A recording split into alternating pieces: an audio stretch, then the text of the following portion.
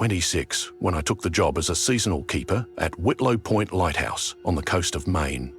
It was supposed to be simple: maintain the light, keep logs, stay for 6 weeks. I didn't mind the isolation. In fact, I welcomed it. After a nasty breakup and quitting my job in the city, the idea of solitude felt like a reset button. But lighthouses, they hold memories. From the moment I stepped inside, I felt like I wasn't alone. Not in the haunted Hollywood sense, but something older. A presence in the stone and wood, something that had been there long before me.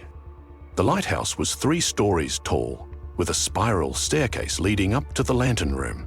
My quarters were on the 2nd floor, the kitchen below. The first night was uneventful. The second?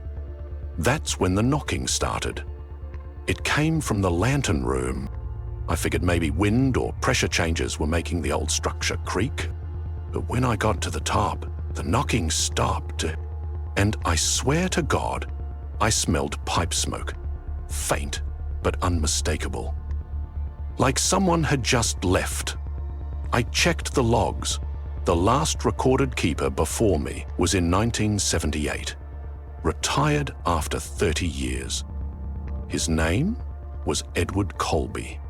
Day 4, I started waking up to find the lantern lit, even when I had turned it off manually the night before. Old lighthouses don't have automatic relighting. This thing needed a crank and a switch. No chance it was just turning itself on. I decided to set up my phone on a tripod and record the lantern room overnight. Around 3:17 AM, the light flared on. The footage, crystal clear. But just before the lantern ignites, you can see a shape in the glass. A man standing behind the lens, wearing an old-style keeper's coat and a pipe in his mouth. I took it to the local historical society. The curator didn't speak for a full minute. Then she pointed to an old black and white portrait in a dusty book. It was Edward Colby. She said he died in that lighthouse. Slipped from the spiral staircase while checking the lens during a storm. Broke his neck. That was 1978. No one told me that part. The next night, I heard the knocking again. But this time, it came from inside my room. I turned on my flashlight, and on the wall, written in moisture on the fogged-up window, was a single word. Keep, as in keep the light burning, as in don't let the ships crash. Don't let the dead rest. I stayed the full 6 weeks, but I never turned off that lantern again, because every time I tried, I'd hear boots on the staircase, feel cold breath on my neck, and smell the faintest trace of pipe smoke curling through the vents.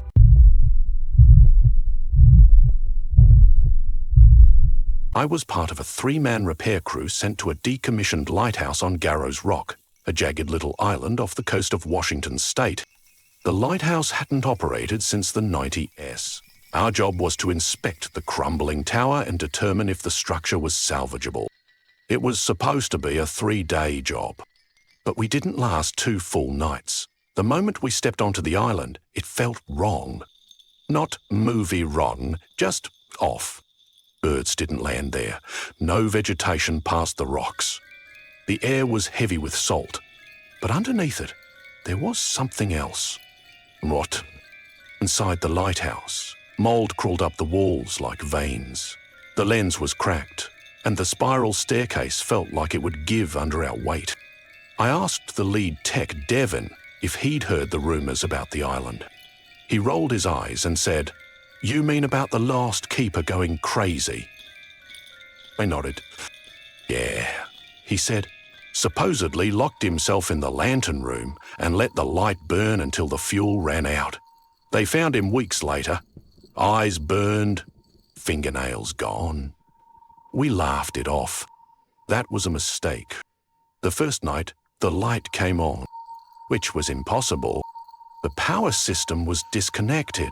We hadn't touched the generator yet. And yet, at 2:09 a.m., the tower pulsed with a red glow. Not white, red.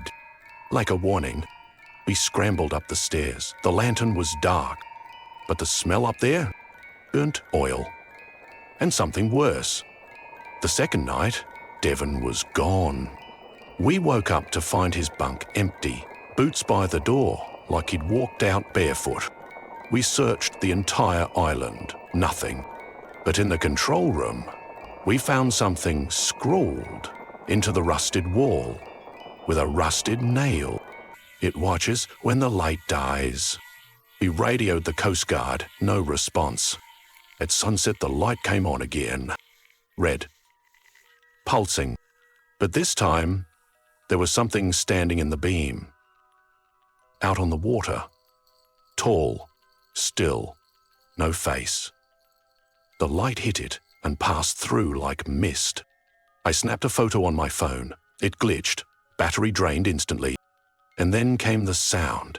A droning vibration that crawled into your bones, like metal screaming underwater. An arch. That night, I didn't sleep. When the sun rose, I was alone.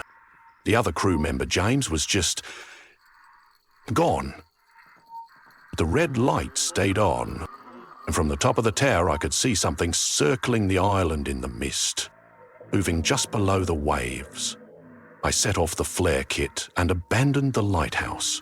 Coast Guard found me a mile offshore in a raft, dehydrated and nearly delusional.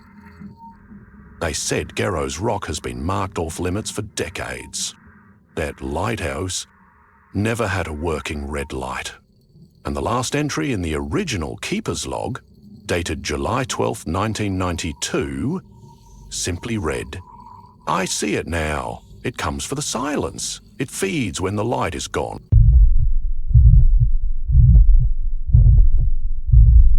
I work security at the Mariners Light Museum in northern Massachusetts. It's a quiet place, mostly retired fishermen and vacationing families, with exhibits showcasing artifacts from old shipwrecks, weathered maritime maps, and relics from lighthouses decommissioned all along the New England coast. Nothing ever happened here until they brought the lens. It came from an IN1800S lighthouse destroyed by a storm in 1904. A massive Fresnel lens, 5 feet tall, with emerald green tinting on the inner ring. The day it arrived, everything changed. My first shift with it in the building felt wrong. It was watching me. At night, when I do my walkthroughs, the motion sensors would trigger near the lighthouse exhibit, even though no one was there. The camera feed? Blurry. Just a faint flicker of green light pulsing in the dark. Then came the dreams. Night after night, I dreamt I was inside a lighthouse, but not one I'd ever seen. It was endless, stairs going in circles upward forever, and at the top, Berlin's. But it wasn't glass. It was an eye. I started dreading the night shift. Other guards called in sick. One quit mid-term, muttering, "It knows, it remembers." Then, one night, the lens began to rotate. I was watching from the camera room. No one was near it. No air vents, no drafts. It moved. Like it was searching. I rushed down, thinking maybe there was a glitch, but when I entered the gallery, the air turned freezing. And in the glass of the lens, I saw my reflection split. One half smiled, the other whispered, "You're the new keeper." I backed away. The lights flickered, and behind me the sound of waves crashing, but we were miles inland. I turned, and for just a moment, the entire room was gone. I was in the top of a rotting lighthouse tower, rain hammering down, the lens spinning wildly beside me, and something knocking from the inside. Then, blink. I was back, just me, standing alone in the museum, silent. But from that night on, every clock in the museum stopped at 3:11 a.m. Every single one. That's the exact time the old lighthouse was said to collapse into the sea. We tried removing the lens from the exhibit. Workers refused, movers never showed up. And now, there's a fine crack in the lens, right down the center. If you look close, really close, you'll see something staring back, and it's not you.